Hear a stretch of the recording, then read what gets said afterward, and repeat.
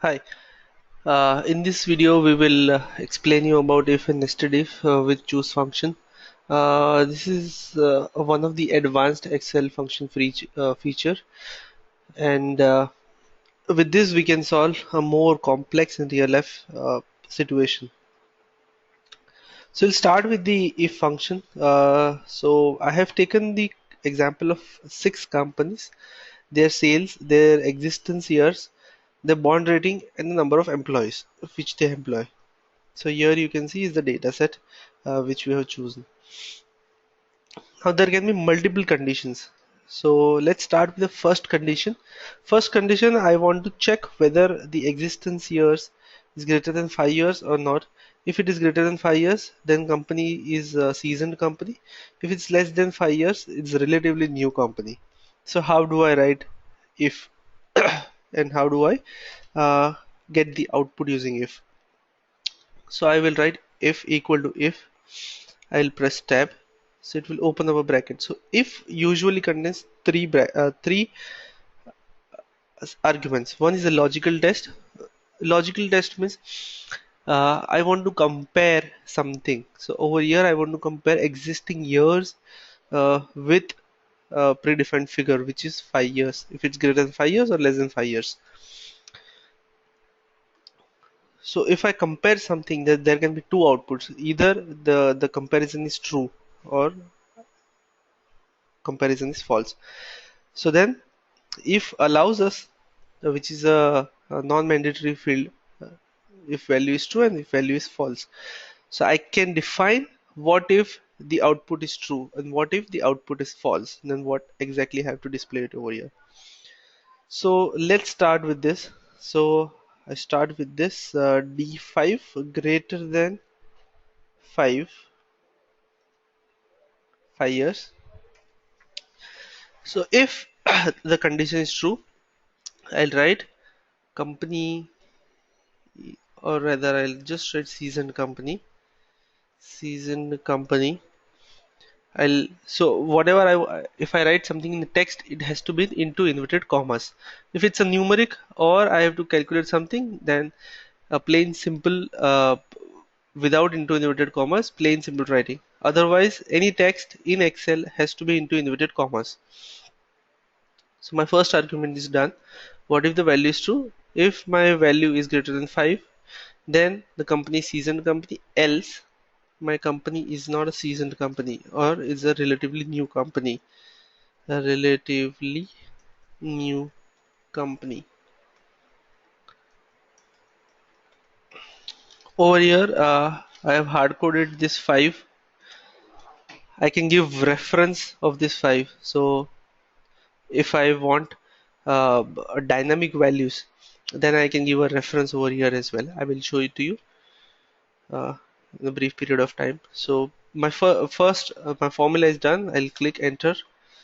So over here it gives an output saying that my existing year, if is greater than 5 years, so the formula is the condition is true. So it gave an output saying that it's a seasoned company. I'll simply drag this formula.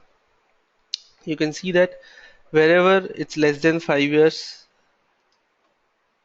it says that relatively new company.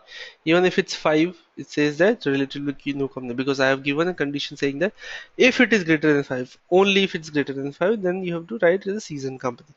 Now how do I give a reference? Instead of this 5, I give a reference of the cell F2.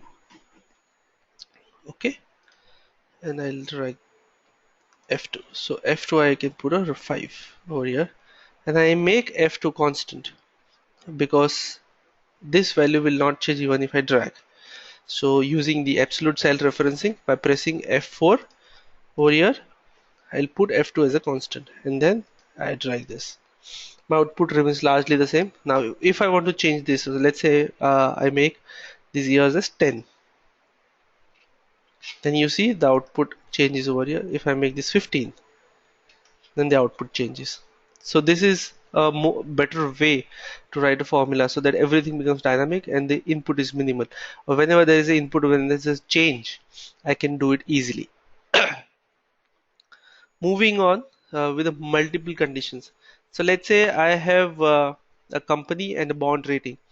So if my bond rating is above AA, or let's say if my bond is equal to AAA, then it's performing, its bond rating is good. Otherwise, it's a mediocre or a decent bond rating. I can assume that. And if the existing years is greater than 5, then it's a seasoned company, else it's a relatively new company. So there are two conditions over here. So I can write if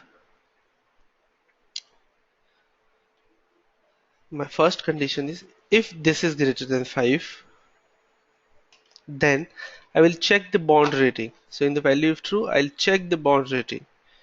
So I will write if again. If so, first my condition has to be true, which is existing years should be greater than 10.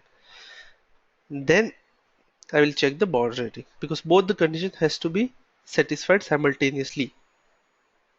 So then this is a bond rating equal to AAA if both the conditions are true. Then only it's performing really well. Otherwise, you can say that it's a mediocre performance and you can stop it there. So if both the conditions are true, then excellent. Otherwise, if any one condition is true, then mediocre.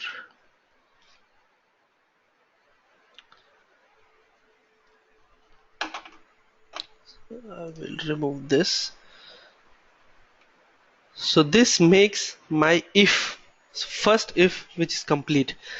Now you can see I have two ifs, so I should have two false conditions. So first I will check D5, which is existence years. If greater than 5, then I will check the bond rating. If that is true, then excellent condition. Or if any one condition is satisfied, then it's a mediocre condition. If my first condition itself doesn't satisfy, if my number of existence years is less than 5 years, then by nature I don't have to check its bond rating. It's by nature my first condition is false, so that I don't have to check the another condition. So by nature I'll say it's mediocre. Mediocre. And I'll press enter. So over here you can see that my existence year is greater than 10 years. My bond rating is not AAA, so it's mediocre.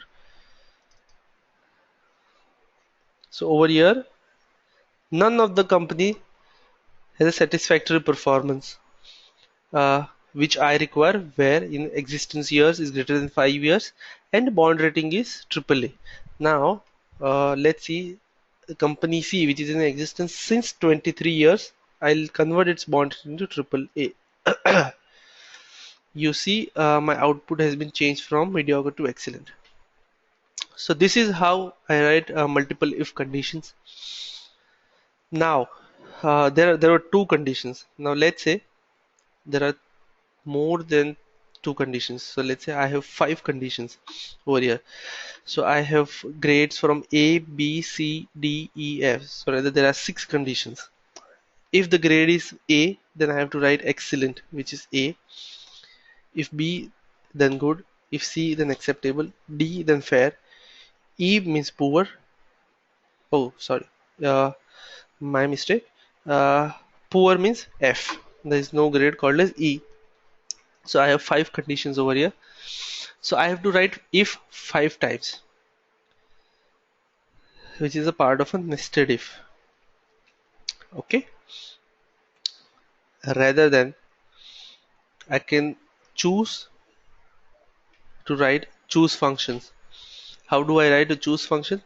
Before that, we will write multiple if conditions to just to see how tedious it becomes. So we start writing over here is equal to if C17 equals to A. If it is A, then it is excellent. If the condition is not true, I have to compare with B. So I have to write if again. If C17 is equal to B. If it's true, then it's good. If it's not true, I have to compare it with C. If C17 equal to C, if it's true, then it's acceptable. If it's not true, I have to compare it with D. If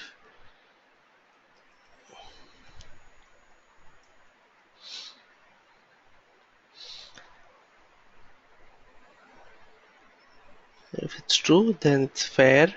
If it's not true, then by nature the last condition has to be true, which is poor. You close the brackets for all the ifs and press enter. You see it's B, so their output has been good. Just drag and drop. You see the output is available for your reference. But if you see, there are 5 conditions. I have to write if 5 times. So let's say there are 10 conditions. I have to write conditions 10 times. Rather than there is a function available called as choose function. So how do I write this? Choose. Now choose the first argument is an index number. So over here I have to find the index number. So index number means there are multiple values in choose functions. So let's say I write choose 4 comma A B C D E.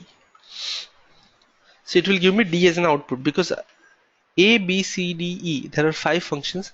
I want 4th options from this A B C D E, so it gave me 4. If I make it this 3, then it will give me C as an output. With this reference,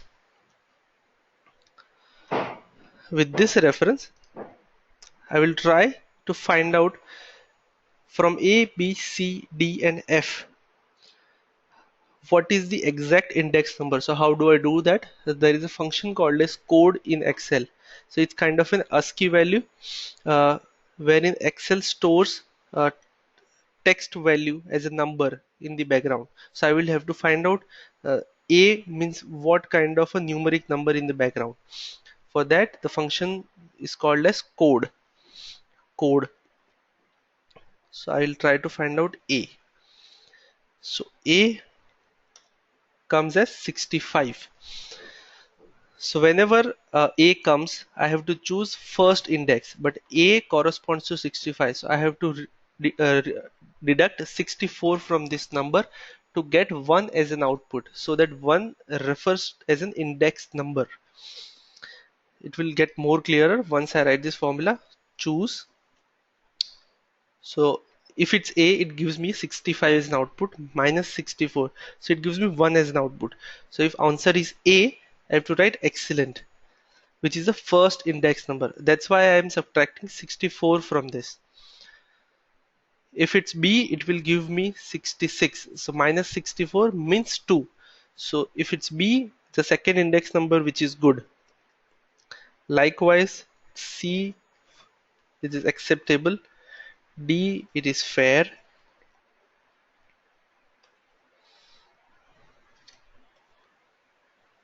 And poor. This is the fifth one. Okay.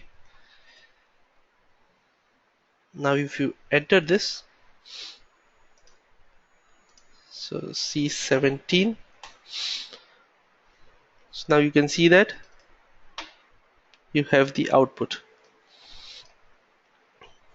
The only difference is over here and here. Why? Because F corresponds to poor. Now I have only 5 values, 1 2 3 4 5. If there is no output, so over here if there is no output, here it was E. I did not consider E in the if function, so it automatically got me poor. Here I have not considered F because there are only 5 outputs A, B, C, D, E. If I subtract 64, so it will give me 1, 2, 3, 4, 5. F is not considered over here, it will give me as an error. So this is the only difference between if and choose. In the next section, I will show you how to handle these errors. So with this error handling, you will be in a better position to handle errors if the formula throws in errors. But apart from that, if there are multiple conditions, I strongly advise you to use choose functions over if function. But if this is a complex if which needs to be done, then probably VLOOKUP is a better option, which will we see in the subsequent sessions. Hope you have enjoyed this. Thank you.